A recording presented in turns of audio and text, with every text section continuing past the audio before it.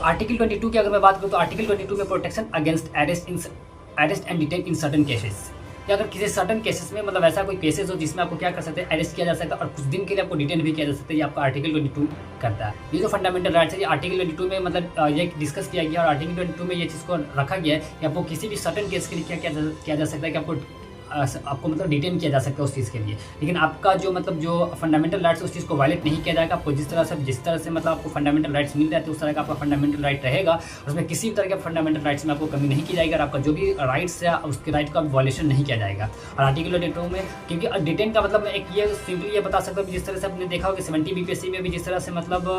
protest हुआ था, protest में क्या किया था खान सर को